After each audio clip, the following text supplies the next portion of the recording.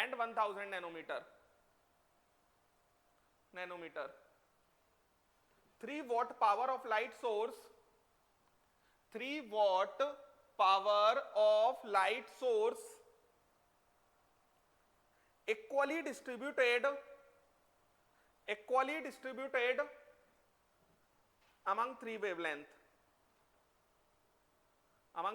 मतलब 1 watt और 1 watt. If light beam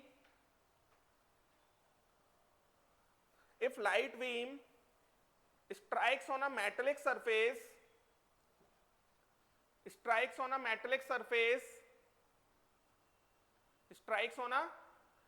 surface having work function of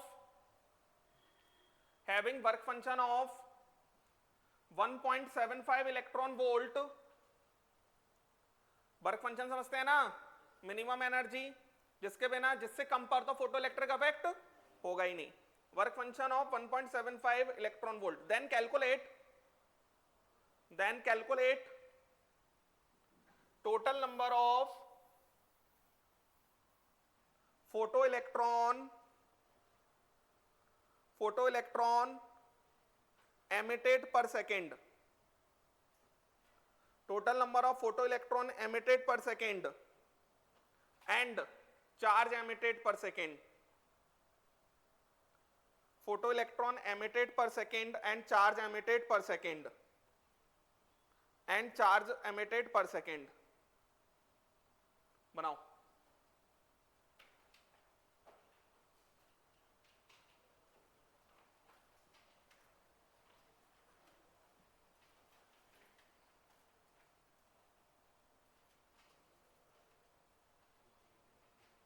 wavelength दिया है ना 620 नैनोमीटर और इसका वर्क फंक्शन दिया है 1.75 इलेक्ट्रॉन वोल्ट.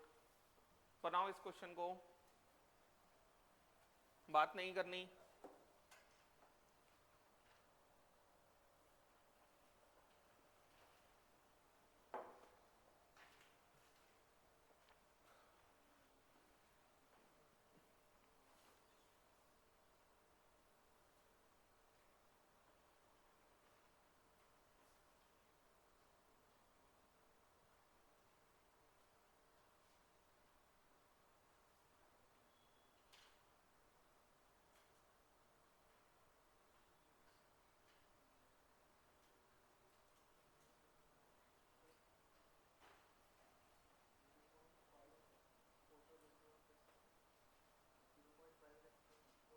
पॉइंट 5 आधा इलेक्ट्रॉन देखा है कभी? 0.5 इलेक्ट्रॉन निकल जाएगा, बताओ मेरे को. गलत, बहुत गलत.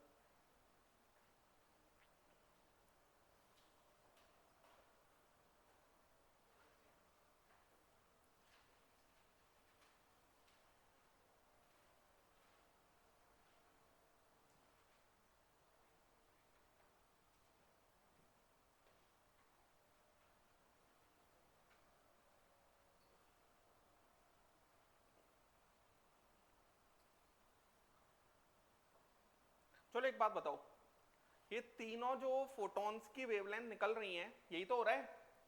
3 टाइप के फोटोन जा रहे हैं. 3 टाइप के फोटोन जो जा रहे हैं, वो तीनों टाइप के फोटॉन्स फोटो इलेक्ट्रिक इफेक्ट करेंगे क्या? बताओ. ये जो तीनों टाइप के फोटोन जा रहे हैं, ये तीनों टाइप के फोटॉन्स फोटो इलेक्ट्रिक इफेक्ट करेंगे क्या? आप लोग घर पे पता नहीं क्या करते हो. देखो इधर, मेरे पास 3 वॉट है. क्या है? 3 वॉट. ये 3 वॉट इक्वली डिस्ट्रीब्यूटेड है. 1 वॉट, बात नहीं करनी, 1 वॉट और 1 वॉट.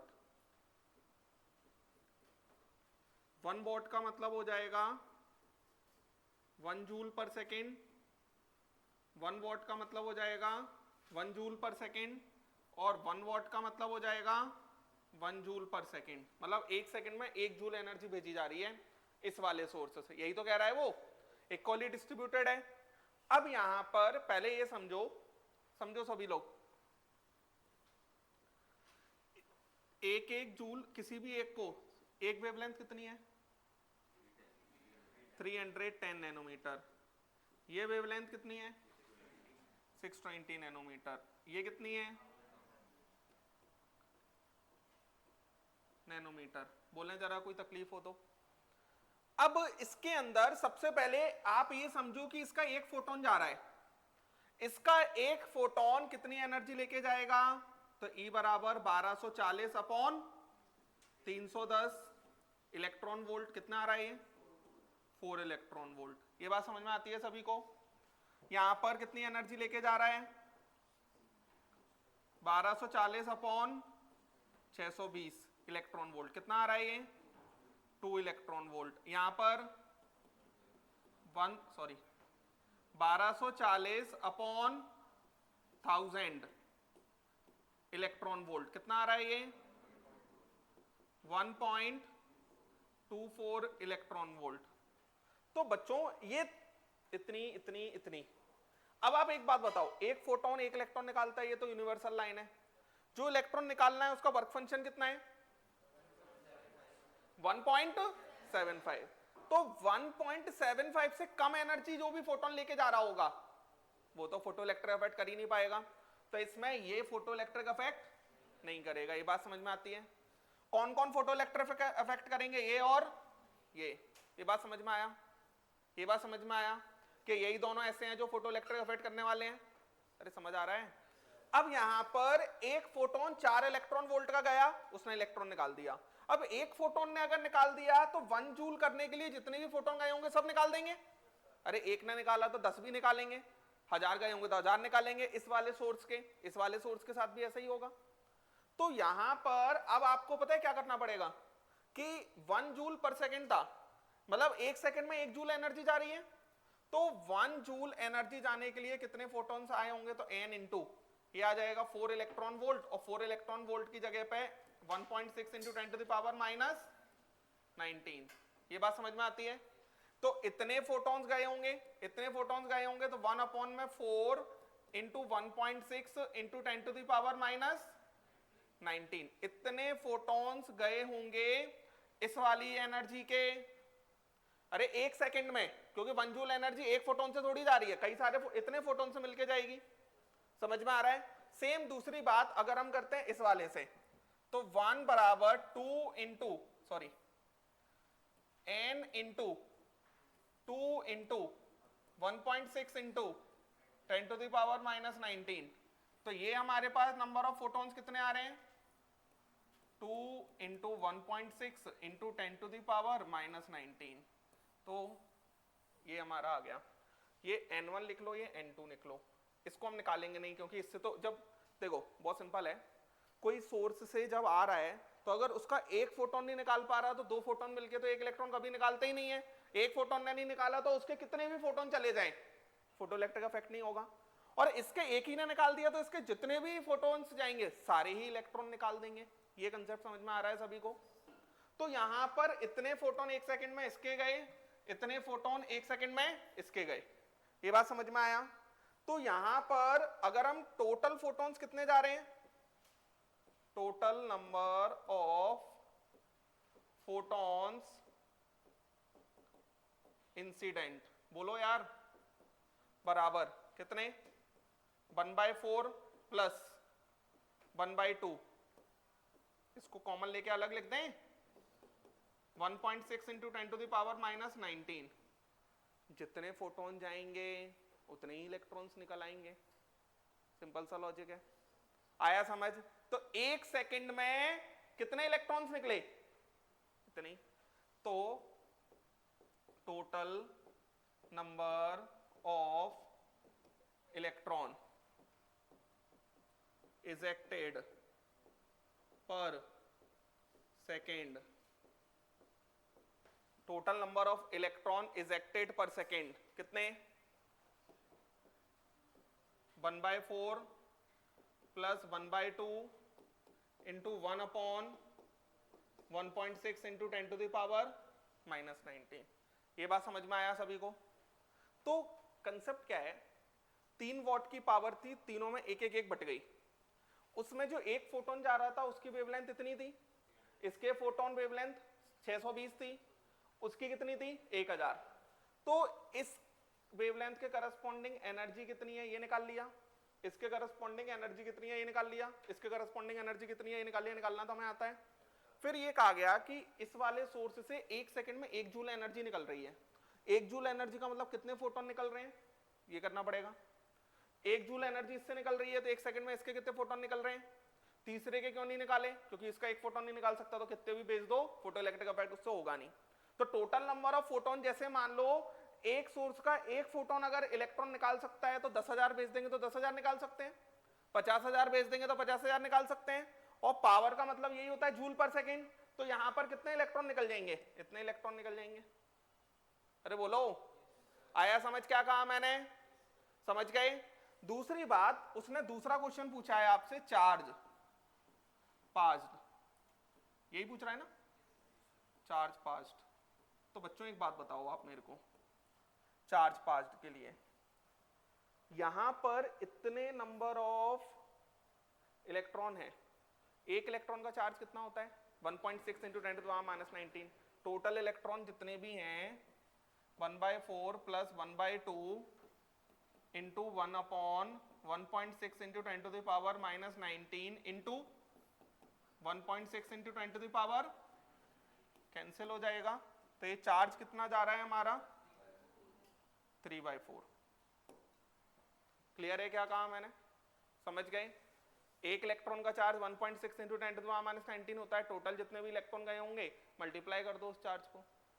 ये बात समझ में आ गया, तो ये पूरा क्वेश्चन है, समझ में आया। अब यहां पर बहुत ही सिंपल सा है, अगर आप समझ पाओ तो। पावर का मतलब होता है 1 सेकंड में कितने जूल एनर्जी जा रही है, और जो जूल एनर्जी जाएगी वो total collective number of photons लेके जाएंगे। कितने फोटॉन्स लेके जाएंगे, दैट इज E बराबर NsC/λ। समझ में आया। क्योंकि ये इलेक्ट्रॉन वोल्ट को जूल में क्यों चेंज किया मैंने, क्योंकि यहाँ जूल दे रखा था। ये बात समझ में आया। वर्क फंक्शन दे रखा है तो वर्क फंक्शन वो मिनिमम एनर्जी है कि इससे कम का अगर फोटोन फेंकोगे तो फोटो इलेक्ट्रिक इफेक्ट ही नहीं होगा। बात समझ में आया। तीसरे वाले का अगर एक फोटोन फोटो इलेक्ट्रिक इफेक्ट नहीं कर सकता तो कितने भी फोटोन मिला के फोटो इलेक्ट्रिक इफेक्ट नहीं कर पाएंगे, तो इसकी हमने बात ही नहीं किया, सिर्फ ये दोनों से बात किया। समझ में आया।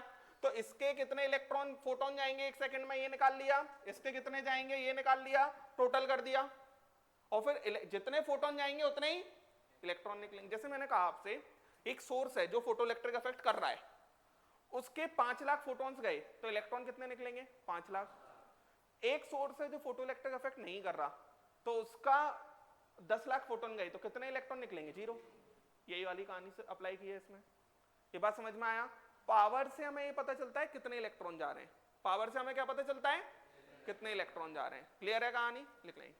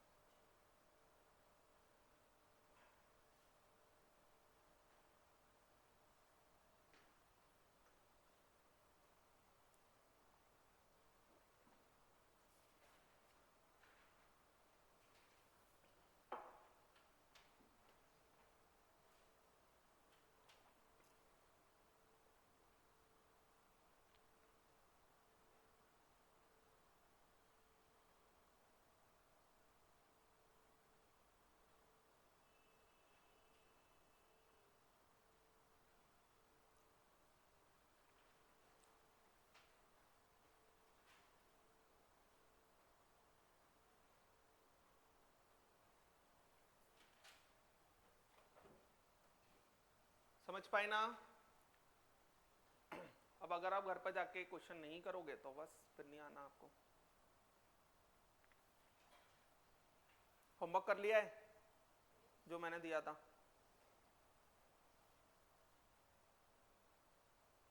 मॉड्यूल अगर किसी पे नहीं है तो वो जेरोक्स करा लो तब तक, जिस पे भी नहीं है इधर ही से हो जाएगी, बोल देना मैम को।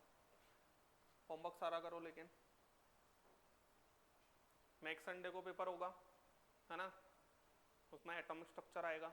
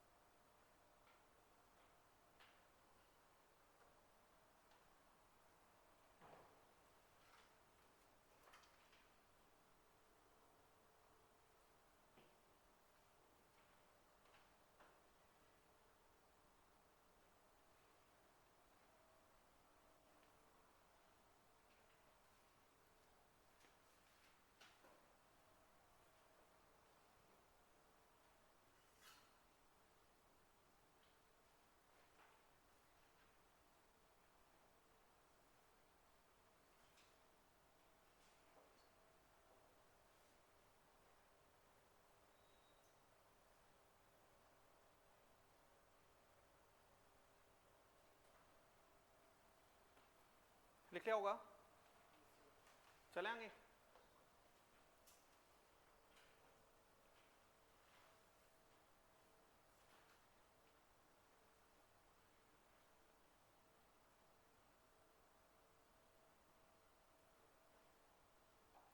नेक्स्ट क्वेश्चन करते हैं। when light of wavelength 470 nanometer 470 nanometer falls on the surface of potassium metal falls on the surface of potassium metal falls on the surface of potassium metal electrons are emitted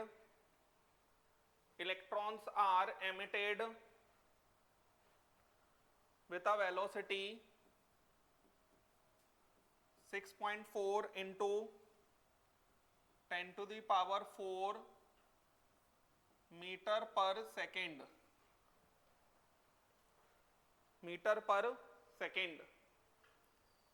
first part लिखो, calculate kinetic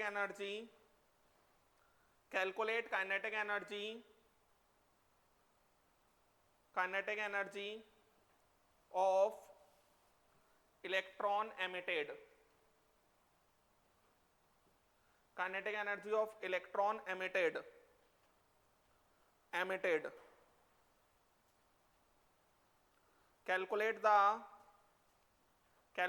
second लिखो, calculate the energy of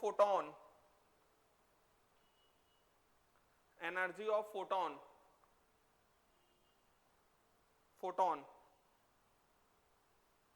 next लिखो last, minimum energy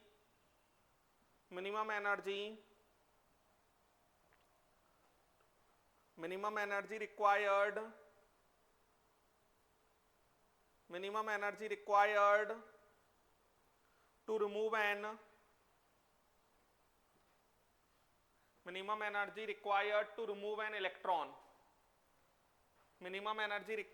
to remove an electron करो।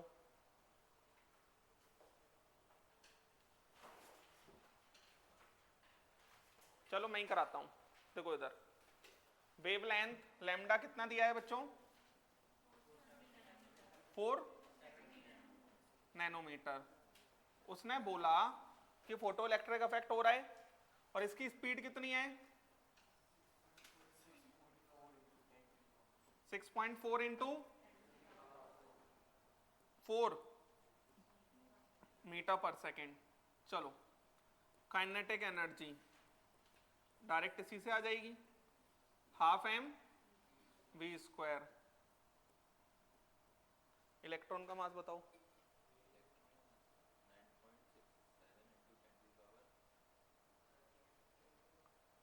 बताओ electron का मास। Electron का मास याद नहीं है तुमको? तुम बताओ। 9 पॉइंट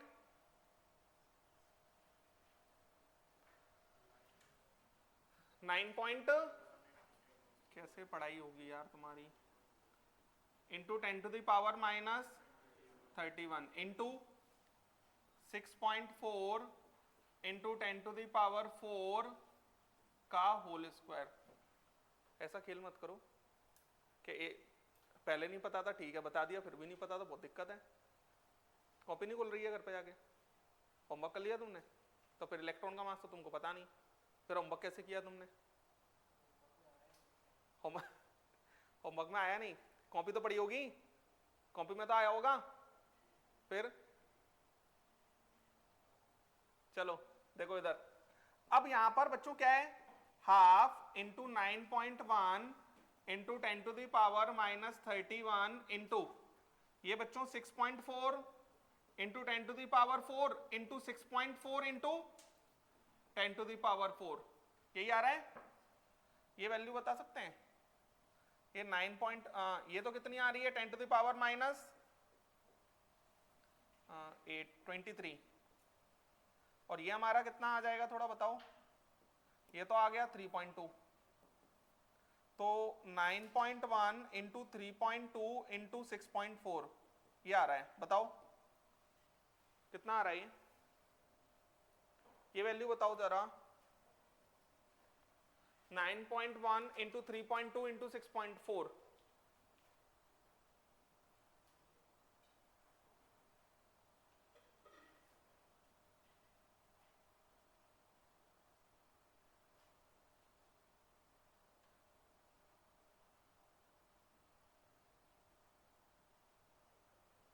अरे बोलो।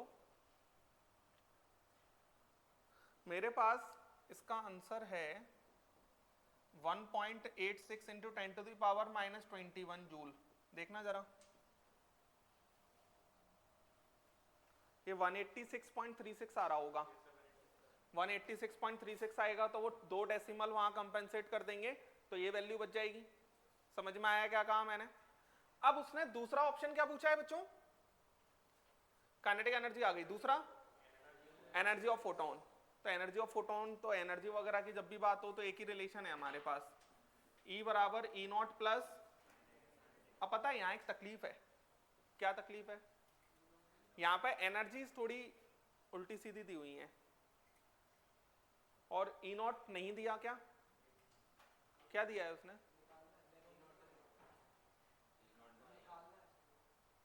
क्या दिया है उसने स्टार्टिंग में? क्या दिया है? वेवलेंथ दिया है, किसकी? फोटोन की दी होगी ना, और निकालना E0 है पहले। एनर्जी की फोटोन की निकालनी है, तो वो तो निकल आएगी। तो एनर्जी ऑफ फोटोन क्या है? ये तो 1240 अपॉन कितना, ये किस में आएगी? EV।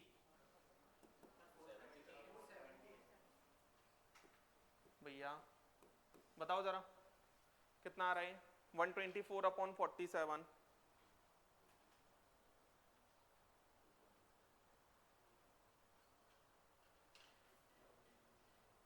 जल्दी बोलो, मेरे को आगे बढ़ाना है, टाइम वेस्ट हो रहा है। 2 पॉइंट कुछ आ रहा होगा, 2 पॉइंट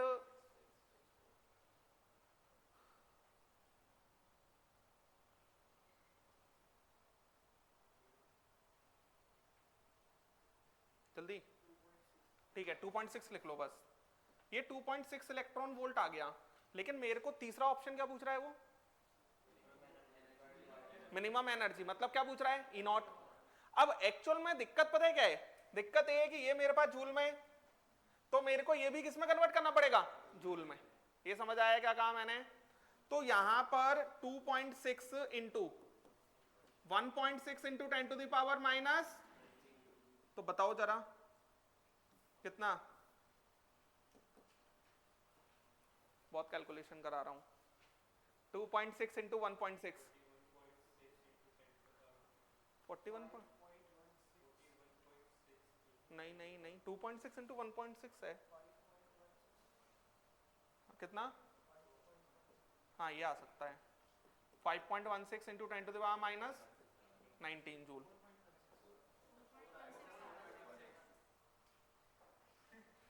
अब ये भी होमवर्क में नहीं आया होगा। हाँ बताओ, कैलकुलेशन भी होमवर्क में नहीं आई। कितना आ रहा है ये? 6 into 10 to the power minus 19। ये जूल में क्यों निकाला, ये समझ में आया? क्योंकि काइनेटिक एनर्जी इसी में दे रखा था। तीसरा क्या है? E naught plus kinetic energy. तो ई कितना है?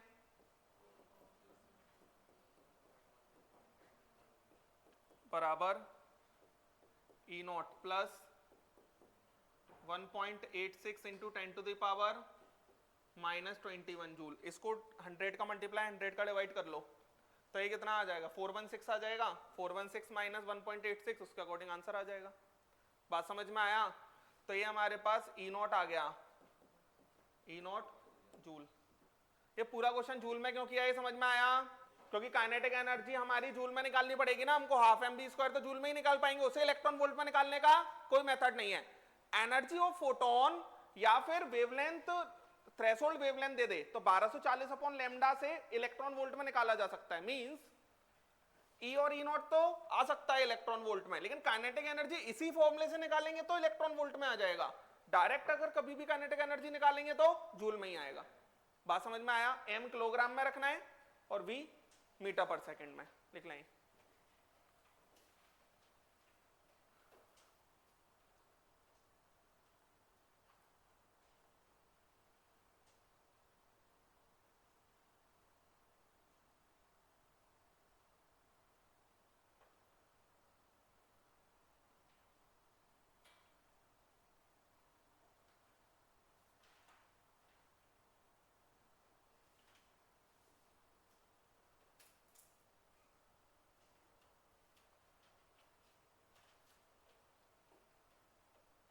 चलो आगे चलते हैं, मुझे लगता है कर सकते हैं इस टाइप के क्वेश्चंस। चले आगे।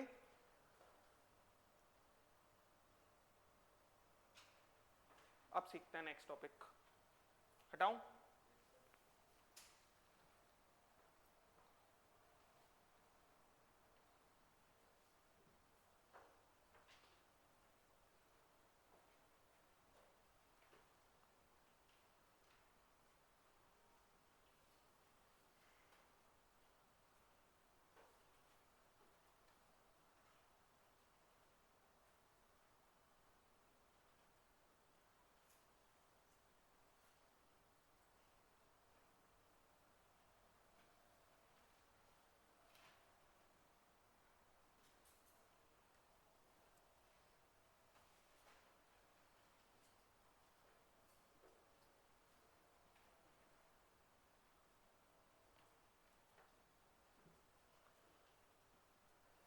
लिख पाए?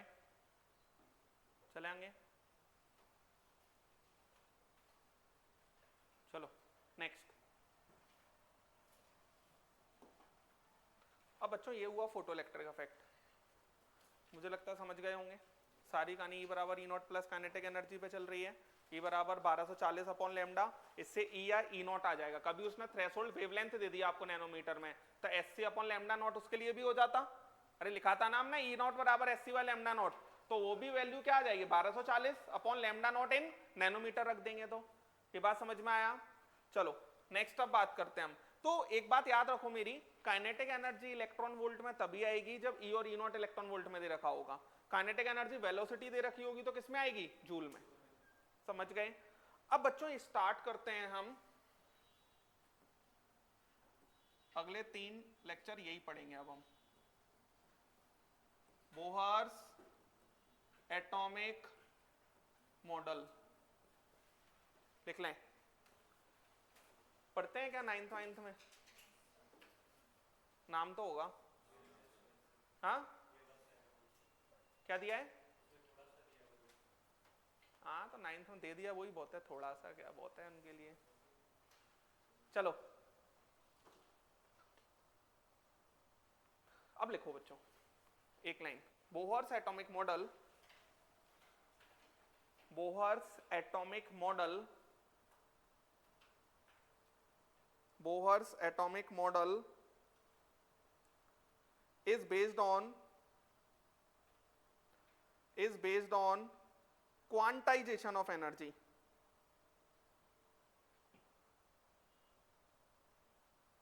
based on quantization of energy,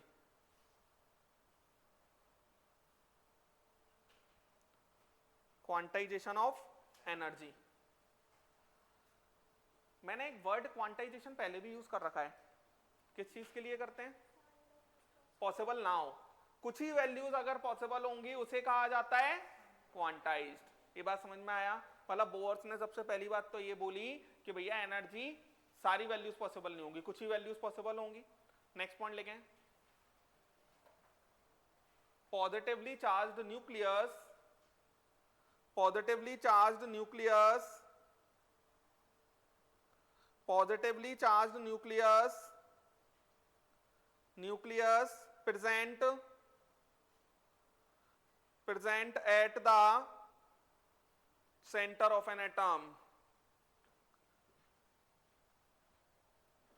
present at the center of an atom, positively charged nucleus present at the center of an atom। next point लिखो, electrons revolve, electrons revolve around the nucleus, electrons revolve around the nucleus in definite circular paths, in definite circular paths, these paths are called orbits, these paths are called orbits, comma stationary states, comma stationary states, comma stationary state। आगे लिखो इसी में, now these orbits are considered as energy cells, now these orbits are considered as energy cells, orbits are considered as energy cells। last point लिखो, when electron revolve in an orbit,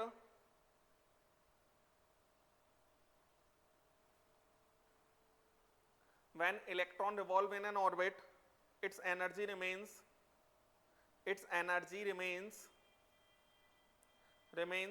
constant, its energy remains constant, not changing with respect to time, not changing with respect to time, not changing with respect to time। बच्चों इस point का मतलब पता है क्या है? जब रदरफोर्ड ने ये पॉइंट दिया था तो मैक्सवेल ने क्या कहा था कि स्पाइरल पाथ फॉलो करके न्यूक्लियस से टकरा जाएगा, लेकिन बोहर्स ने बोल दिया कि भैया नहीं, जब इलेक्ट्रॉन न्यूक्लियस के अबाउट चक्कर लगा रहा है तो उसकी एनर्जी कैसी रहेगी? कांस्टेंट रहेगी, चेंज नहीं होगी। पॉजिटिवली चार्ज न्यूक्लियस कहां पे होता है? सेंटर पे, वो तो रदरफोर्ड ने भी बता दिया था। नेक्स्ट पॉइंट क्या बोला है उसने? इलेक्ट्रॉन कहां पे घूम रहा होता है? सर्कुलर ऑर्बिट्स में। ये बात समझ में आया? अब कुछ बातें समझते हैं। ये न्यूक्लियस है, ठीक है, और ये हमारा ऐसे करके ऑर्बिट्स हैं, जो कि जिसके अबाउट इलेक्ट्रॉन क्या लगा रहा होगा? चक्कर लगा रहा होगा। बच्चों ये होता है हमारे पास n = 1, n = 1 मतलब फर्स्ट सेल। फर्स्ट सेल का मतलब होता है ग्राउंड स्टेट। फर्स्ट सेल का मतलब क्या होता है? Ground state. ये होता है n equal to 2। n equal to 2 का मतलब होता है बच्चों first excited state. n equal to 2 का मतलब first excited state. Sorry,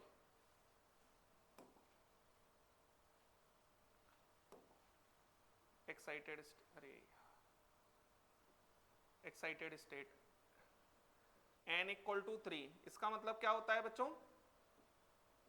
second excited state. n equal to 4 का मतलब क्या होता? थर्ड एक्साइटेड, फोर्थ एक्साइटेड, ऐसे आगे जाता जाएगा। बच्चों समझ में आ रहा है ये? 1 ground state, 2 first, third second. अगर मैं कहूं n इक्वल टू 10 तो कौन सा एक्साइटेड स्टेट होगा? 9, एक कम चलता है।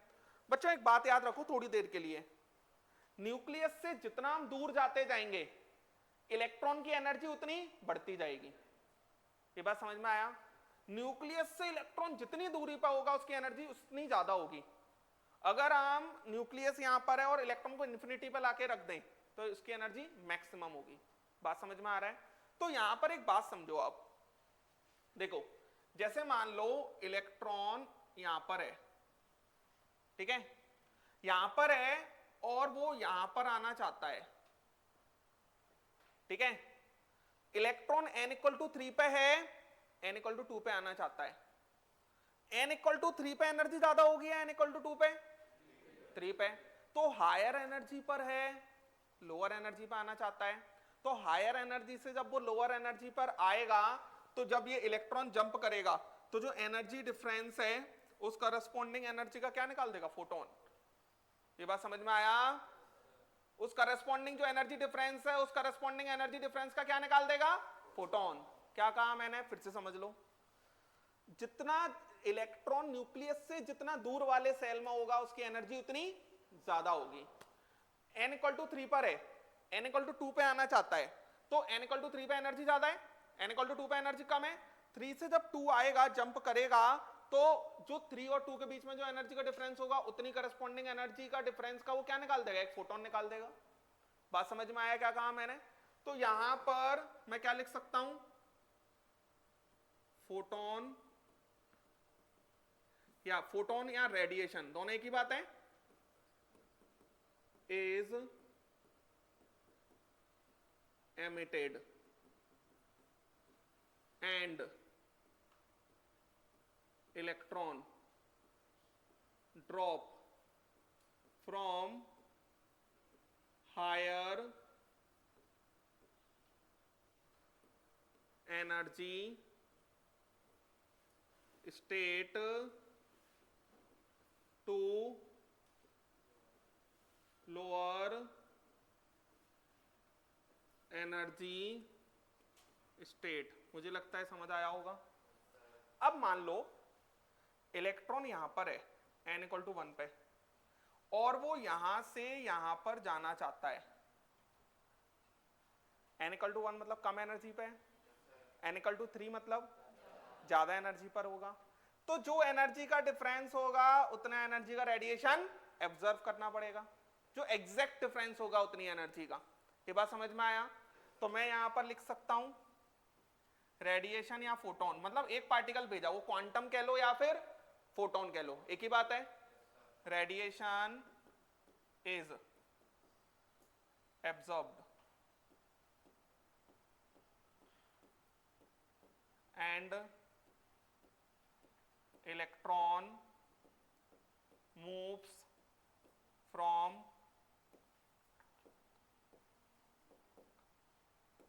lower to higher energy state। Clear है? समझ पाए? कोई तकलीफ? ये कहानी है। समझ आ रहा है सभी को? समझ पा रहे हैं?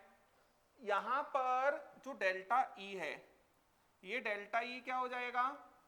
E फाइनल माइनस इनिशियल बराबर SC बाई लैम्डा। जो एनर्जी डिफरेंस है उतनी करस्पॉन्डिंग एनर्जी का तो डिफरेंस का ही तो फोटोन एमिट या एब्जॉर्ब करेगा, और फोटोन की एनर्जी मतलब SC बाई लैम्डा। ये तो अभी सीखा है हमने। फोटोन का एनर्जी मतलब क्या होता है? SC by lambda. याद पता है ना ये तो। यहां पर ये क्या है हमारा? वेवलेंथ ऑफ रेडिएशन एमिटेड और एब्जर्व्ड। एक बात सीखें अपन यहां, देखो इधर, जैसे E final minus E initial है, ऊपर से नीचे आ रहा है, दैट इज 3 से 2 आ रहा है, तो फाइनल स्टेट कौन सी हो गई, 2 हो गई ना, तो E2 माइनस E3 आएगा, E2 की एनर्जी कम होगी, E3 की एनर्जी ज्यादा होगी, कम माइनस ज्यादा कैसा आएगा, नेगेटिव। नेगेटिव का मतलब कुछ नहीं है, बस इतना सा मतलब है एमिट किया है, निकाली है रेडिएशन। ये बात समझ में आया? अगर कभी इसमें नेगेटिव आ जाए तो समझ लेना क्या हुआ है, रेडिएशन एमिट हुई है, और यही अगर पॉजिटिव आएगा तो रेडिएशन एब्जर्व की ही है। बात समझ में आ रहा है? इसको हम एच न्यू भी लिख सकते हैं या फिर एस सी बाय लैम्डा भी लिख सकते हैं। समझ में आया क्या कहा मैंने? लिख लें।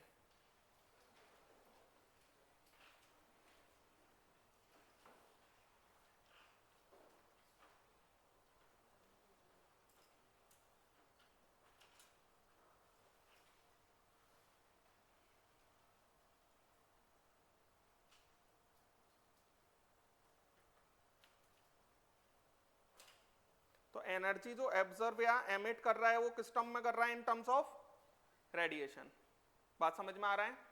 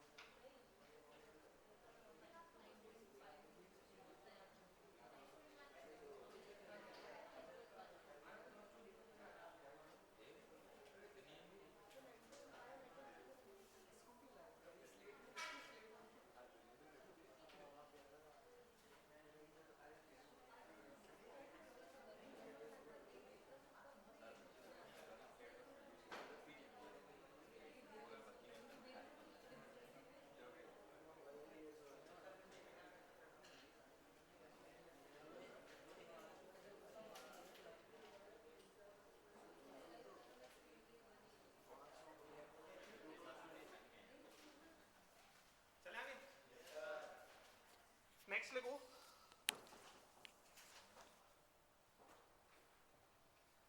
समझ गए, एनर्जी एमिट और एनर्जी एब्जॉर्ब किस फॉर्म में हो रही है, रेडिएशन के फॉर्म में। नेक्स्ट लिखो, angular momentum of an electron, angular momentum of an electron when revolving in an orbit, angular momentum of an electron when revolving in an orbit,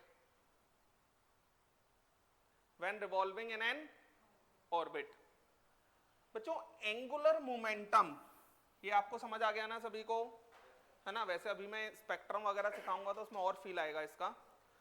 जैसे मान लो इलेक्ट्रॉन है, यहां पर इलेक्ट्रॉन v स्पीड से चलेगा, centre से r distance है, यहां पर भी v स्पीड से चलेगा, r डिस्टेंस है। तो एक हम मोमेंटम निकालते हैं, that is known as angular momentum. उसकी वैल्यू होती है mvr। क्या वैल्यू होती है, mvr। एक लाइन और लिखो, angular momentum of an electron when revolving in an orbit, नीचे it is an integral multiple, it is an integral multiple of h upon 2 pi, it is an integral multiple of h upon 2 pi। बच्चों जो angular momentum होता है वो होता है mvr। अभी आप आगे फिजिक्स में सीखोगे mvr। कोई भी पार्टिकल जब रोटेट कर रहा है तो उससे एक लिंक्ड होता है momentum, that is known as angular momentum. उसकी वैल्यू कितनी होती है, mvr। ये होती है अभी मान लो को, है ना। बोहर्स ने कहा इसकी वैल्यू किसके बराबर होगी, nh अपॉन 2 पाई। h वही फ्लैंक्स कांस्टेंट, पाई तो समझते ही होंगे, पाई तो समझते हैं ना। हाँ, n का वैल्यू 1 2 3 4 5 इस तरीके से। ये बात समझ में आया। तो बोहर्स ने बोला कि angular momentum of an electron is quantized. क्या बोला, angular momentum of an electron is quantized, क्योंकि हर वैल्यू पॉसिबल नहीं हो रही ना। तो दो चीजें क्वांटाइज्ड किया बोहर ने, क्या कहा, क्या क्या क्वांटाइज्ड किया, एंगुलर मोमेंटम और एनर्जी। बात समझ में आया। तो एंगुलर मोमेंटम का वैल्यू कितना, nh अपॉन 2 पाई। इसमें n का वैल्यू ये हो पाएगा, हर वैल्यू पॉसिबल नहीं है, लिख लें।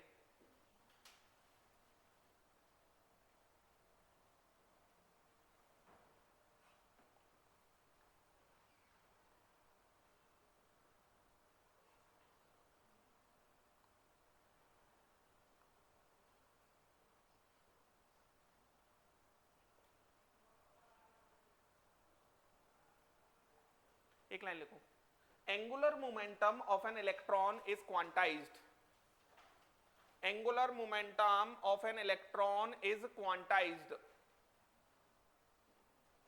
Angular momentum of an electron is quantized,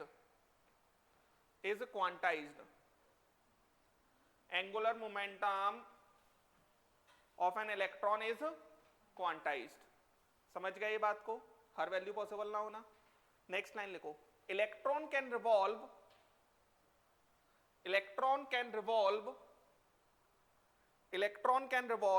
only in those orbits,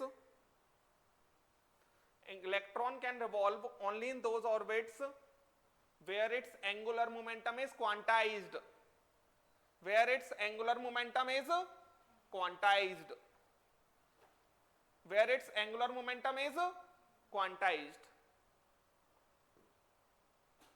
electron सिर्फ उन्हीं ऑर्बिट्स में मूव कर सकता है जहां पर उसका एंगुलर मोमेंटम कैसा हो, क्वांटाइज्ड हो। एक्चुअल में समझो मेरी बात को, जैसे बोर्स ने ये वैल्यू दिया ना, इसमें n पता है क्या है। जैसे अगर n इलेक्ट्रॉन फर्स्ट ऑर्बिट में घूम रहा है, दैट इज ग्राउंड स्टेट में, तो n की वैल्यू 1 रख देंगे। सेकंड सेल में घूम रहा है तो n की वैल्यू 2 रख देंगे। थर्ड सेल में घूम रहा है तो n की वैल्यू 3 रख देंगे। एक्चुअल में अगर मैं आपसे पूछूं सिक्स्थ ऑर्बिट में अगर इलेक्ट्रॉन घूम रहा होगा तो उसका एंगुलर मोमेंटम कितना होगा, 6 × h/2 पाई। जो सेल नंबर है वही n होता है। समझ में आया। तो सेल नंबर भी फ्रैक्शनल नहीं होता तो n की वैल्यू भी फ्रैक्शनल नहीं हो सकती। अब एक बात और समझना, बोहर्स के दो स्टेटमेंट हो गए, एक तो एनर्जी इज क्वांटाइज्ड, दूसरा एंगुलर मोमेंटम इज क्वांटाइज्ड, और एंगुलर मोमेंटम का वैल्यू क्या दिया, NH/2π। समझ गए ये बात को? अब एक और बात समझो, जैसे बच्चों कोई भी पार्टिकल है, उस पार्टिकल को अगर सर्कुलर मोशन करना है, कोई भी पार्टिकल को अगर सेंटर के अबाउट सर्कुलर मोशन करना है तो उसे एक फोर्स की आवश्यकता होती है। कौन सा फोर्स होता है वो? Centripetal force. कौन सा फोर्स होता है? Centripetal force. तो इसकी वैल्यू पता है? तो centripetal force is responsible for any particle to do circular motion. बात समझ में आ रहा है? किसी भी पार्टिकल को सर्कुलर मोशन करने के लिए उसे सेंट्रीपिटल फोर्स की क्या होती है? रिक्वायरमेंट होती है। ये फोर्स जो होता है सेंट्रीपिटल फोर्स, उसकी वैल्यू होती है mv²/r। ये कौन सा फोर्स है? Centripetal force. ये कौन सा फोर्स है? Centripetal force. ठीक है, ये फोर्स कहां से आएगा? ये फोर्स कहां से आएगा? अच्छा एक बात बताओ, आप वेक्टर क्या पढ़ रहे हो फिजिक्स में? काइनेमैटिक्स पढ़ रहे हो। कोई पार्टिकल चल रहा है और उस पार्टिकल पे जो फोर्स लगाया जा रहा है वो परपेंडिकुलर लगाया जा रहा है, तो उसकी स्पीड चेंज होगी? उसकी स्पीड चेंज होगी? बताओ। कोई पार्टिकल है जो कि मान लो सीधे जा रहा था और मैंने जो फोर्स लगाया उस पर वो 90 डिग्री लगाया, तो उसकी स्पीड चेंज होगी क्या? क्यों?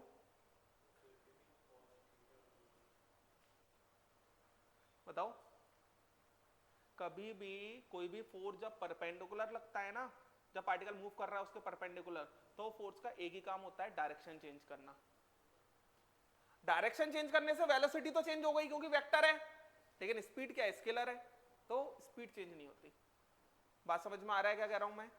तो यहां पर अगर हम समझते हैं सेंट्रीपिटल फोर्स को, तो यहां पर जैसे इलेक्ट्रॉन है बच्चों, ये इलेक्ट्रॉन आगे जा रहा था, ठीक है, स्पीड इसकी v थी, तो इन दोनों के बीच में मैंने आपको सिखा रखा है opposite charges attract each other, electrostatic force of attraction लिखवाया था। इसकी वैल्यू कितनी लिखवाई थी? K(Q1Q2)/r²। यही लिखवा, कॉपी की एक चीज पता होनी चाहिए, 10 बार पढ़ो कॉपी को।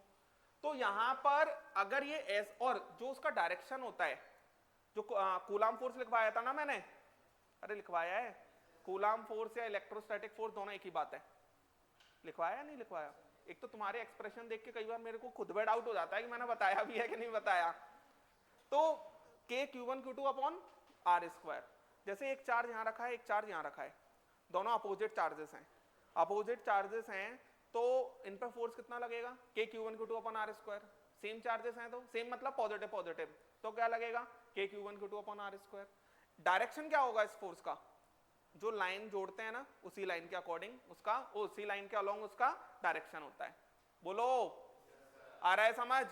तो मैं यहां पर ये जो सेंट्रीपिटल फोर्स है, सेंट्रीपिटल फोर्स हमेशा वो फोर्स होता है जो परपेंडिकुलर लगेगा। तो इलेक्ट्रॉन के लिए वो फोर्स कहां से आएगा? इलेक्ट्रोस्टैटिक फोर्स ऑफ अट्रैक्शन से। आप खुद फील करो ना, इलेक्ट्रॉन मान लो यहां पहुंच गया, यहां पहुंच गया तो यहां आ गया, तो इसका फोर्स टेंजेंशियल यहां होगा, टेंजेंशियल यहां होगा, फोर्स का डायरेक्शन ये होगा, दोनों कैसे होंगे? परपेंडिकुलर। हर टाइम पर वेलोसिटी के परपेंडिकुलर फोर्स लग रहा होगा, अंदर की तरफ वेलोसिटी के परपेंडिकुलर फोर्स लग रहा होगा। कहां पर? सॉरी, ये हमारा यहां नहीं होगा, ये इलेक्ट्रॉन है, ये इलेक्ट्रॉन ऐसा, ये परपेंडिकुलर, तो हर टाइम पर परपेंडिकुलर। तो ये जो न्यूक्लियस, न्यूक्लियस में क्या होता है? प्रोटॉन। इलेक्ट्रॉन कैसा है? Negatively charge. प्रोटॉन कैसा है? Positively charge. इन दोनों के बीच में जो अट्रैक्टिव फोर्स लग रहा है, वो इलेक्ट्रॉन को कौन सा फोर्स प्रोवाइड कर रहा है? Centripetal force. सेंट्रीपिटल फोर्स का काम क्या है? इलेक्ट्रॉन को कंटिन्यूअसली मूव कराते रहना। इलेक्ट्रॉन की स्पीड चेंज हो रही है क्या? नहीं हो रही, लेकिन इलेक्ट्रॉन की वेलोसिटी चेंज हो रही है क्या? बिल्कुल हो रही है, क्योंकि डायरेक्शन चेंज हो रहा है। और डायरेक्शन चेंज करने वाला फोर्स कौन सा है? Electrostatic force of attraction. बोलो, आया समझ क्या कहा मैंने? तो देखो इधर, electrostatic force of attraction is responsible, force of attraction is responsible for this force. तो इलेक्ट्रोस्टैटिक फोर्स ऑफ अट्रैक्शन कितना लगेगा, K Q1 Q2 upon r square. चलो K Q1 को कितना लिख देंगे, मान लेते हैं जो एटम है यहाँ उसका एटॉमिक नंबर Z है, कितने प्रोटॉन होंगे, Z ही होंगे. एक प्रोटॉन पे चार्ज कितना होता है E, तो इस पे चार्ज कितना हो जाएगा Ze इनटू इलेक्ट्रॉन का चार्ज अपॉन में डिस्टेंस बिटवीन देम. तो ये आ जाएगा हमारे पास kz e square upon r square. तो बच्चों ये जो फोर्स है उसकी वैल्यू इसके बराबर होनी चाहिए. तो kz e square upon r square बराबर mv स्क्वायर अपॉन आर. ये कहानी है. बोले आया समझ क्या कहा मैंने. तो बोहर्स के मेनली दो एक्सप्रेशंस हैं जिनसे हमें पूरा काम चलेगा हमारा. पहला एक्सप्रेशन है angular momentum quantisation, that is क्या चक्कर है, mvr equal to nh upon 2 pi. दूसरा क्या है, kz e square upon r square बराबर mv स्क्वायर अपॉन आर. समझ गए. ये कहां से आया, सेंट्रीपिटल फोर्स. ये कहां से आया, एंगुलर मोमेंटम. दो चीजें क्वांटाइज किया फोर्स वो बोहर्स ने, कौन कौन सी, एनर्जी और एंगुलर मोमेंटम. लिखेंगे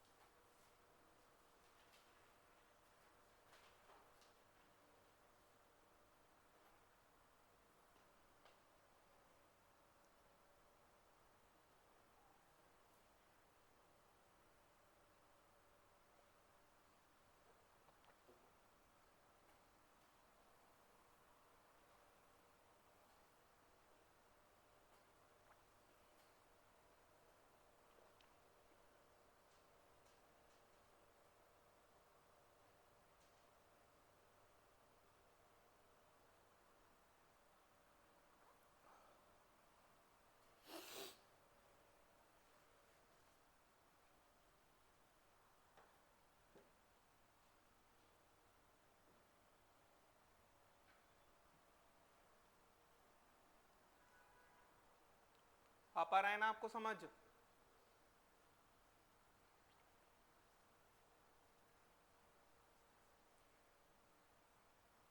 नेक्स्ट क्लास किसकी है, तो आप वापस जाओगे.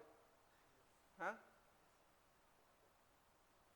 मन तुम्हारा कहाँ लगता है, वहां लगता है यहाँ लगता है. हाँ दोनों जगह लगता है. ज्यादा अच्छी दोस्ती किससे है,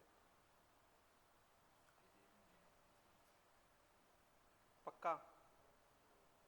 तो फिर जब बाय फोर्स आ रहे हो ना तुम यहाँ बैठने, तो अच्छा वहां से दिखाई नहीं देता. ओहो और पीछे बैठा दिया था, फिर आगे आया और तुम खुद अपने से और आगे आ गए. हाँ चलो चले आगे. लिख लिया बच्चों ये. अब देखो मेरे पास total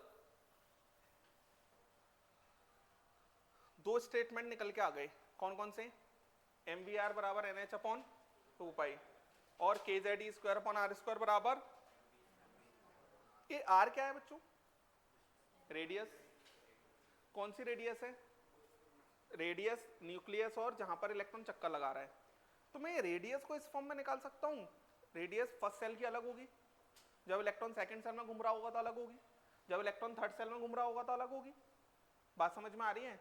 same velocity first cell में घूम रहा होगा तो अलग होगी, सेकंड सेल में घूमेगा तो अलग होगी, थर्ड में घूमेगा तो अलग होगी. निकाल सकते हैं एक्सप्रेशंस. देखो इधर एक तो मेरे पास है mvr बराबर nh अपॉन 2 पाई.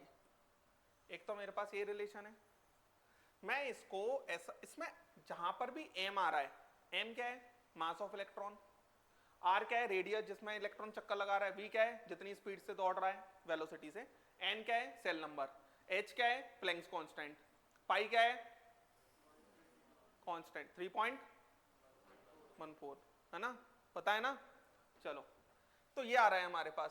अब इसके अंदर V बराबर NH अपॉन 2πmr ऐसा लिख सकते हैं क्या?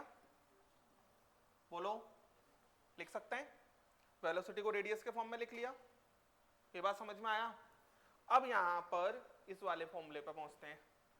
इस वाले फॉर्मूले पर पहुंचेंगे तो kz e square upon r square बराबर mv स्क्वायर अपॉन r, ये निपट जाएगा, ये निपट जाएगा। तो r बराबर kz e square upon mv square, इसको इक्वेशन 1 लिख देते हैं।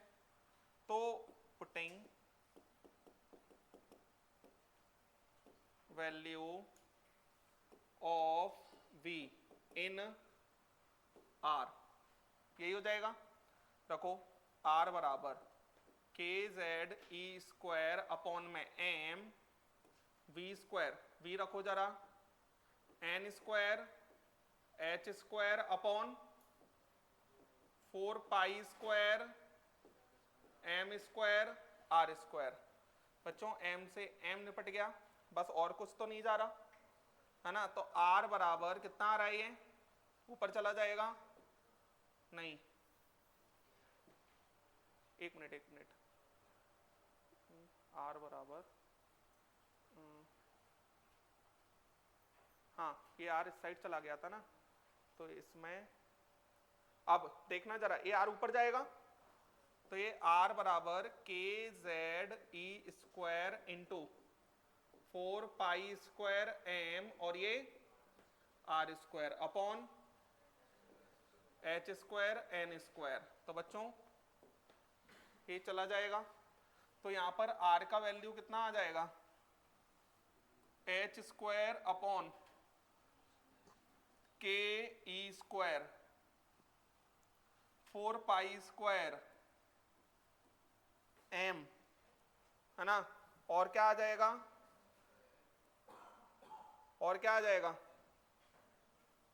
बोलो यार, n स्क्वायर अपॉन जेड ही तो आएगा, बोलो।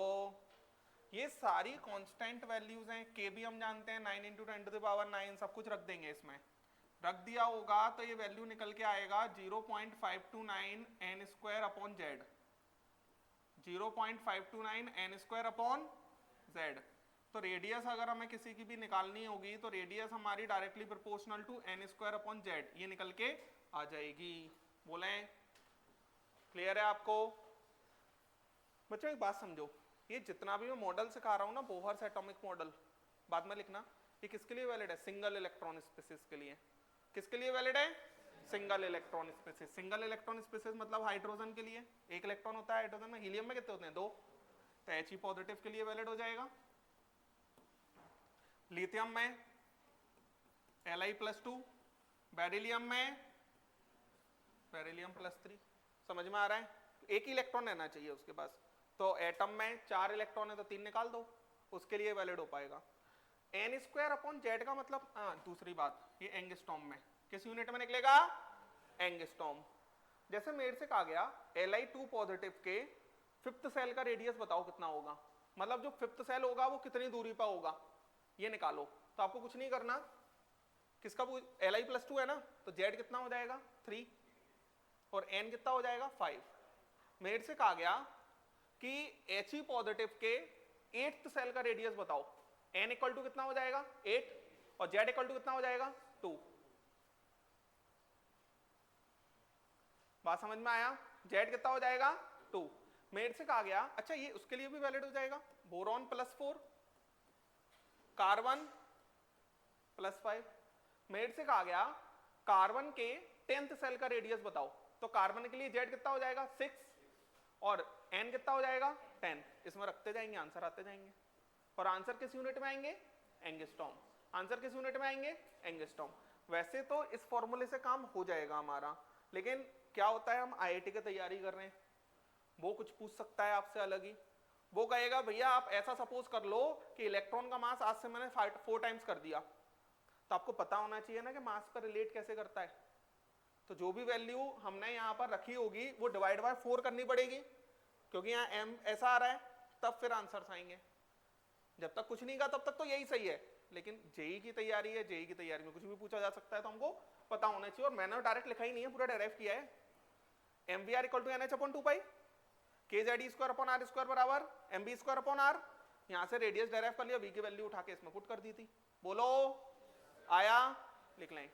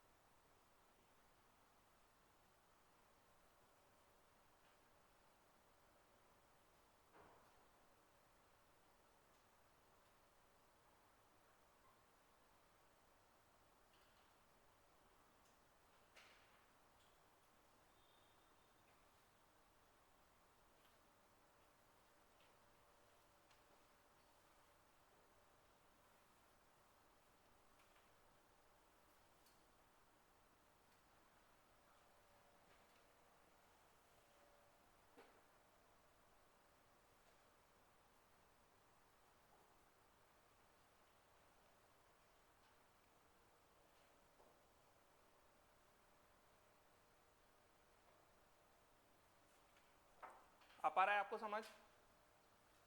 चलें क्या आगे?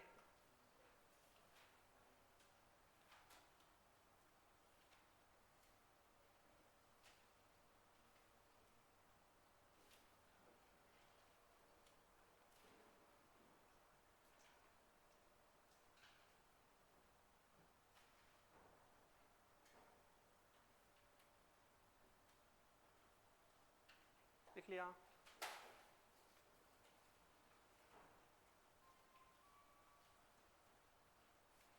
चलें? देखो इधर,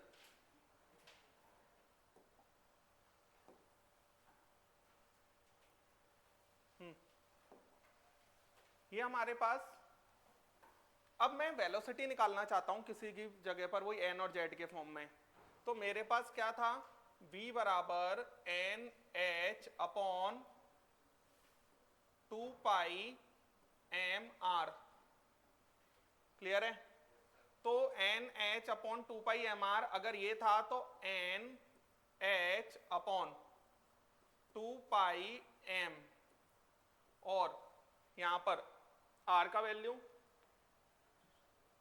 ये रख देंगे, तो h square n square upon k e square 4 pi square m और जेड।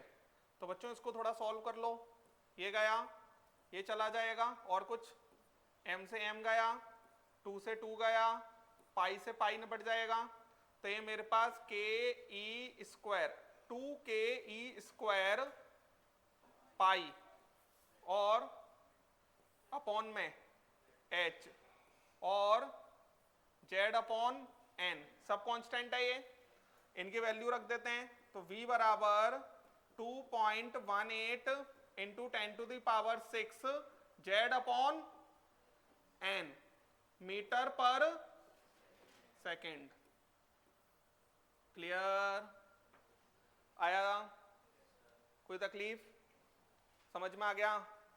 तो ये हमारे पास वही जेड और एन रखते जाए, वही सिंगल इलेक्ट्रॉन के लिए ये वैलिड है, जेड और एन रखते जाएंगे, वी की वैल्यू आती जाएगी। क्लियर है? तो किसी भी सेल में इलेक्ट्रॉन चक्कर लगा रहा है तो कितनी वेलोसिटी से चल रहा होगा ये निकाला जा सकता है। यहाँ से कितनी दूरी पर है न्यूक्लियस से, वो इससे निकाला जा सकता है। समझ गए ना? तो दो चीजें निकाल दी हमने। लिखेंगे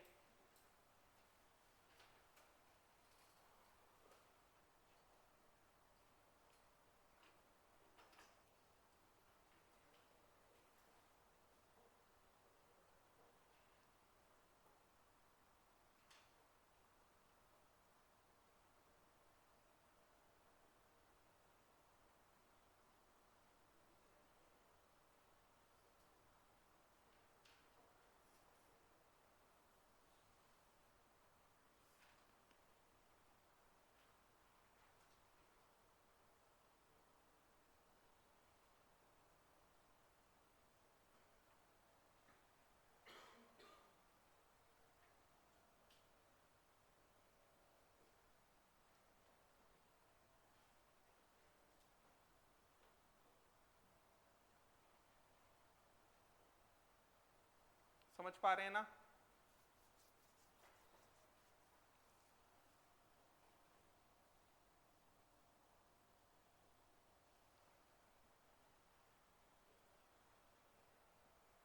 मॉड्यूल देना।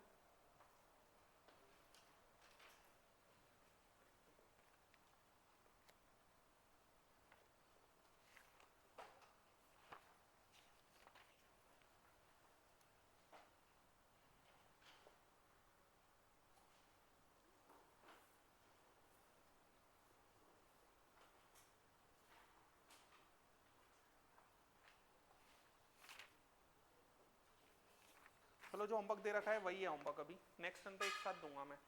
और फोटो इलेक्ट्रिक इफेक्ट का तो दे ही रखा है मैंने आपको, है ना, वो सारा कर लें और ये कॉपी पढ़कर आए। मंडे को ही है ना?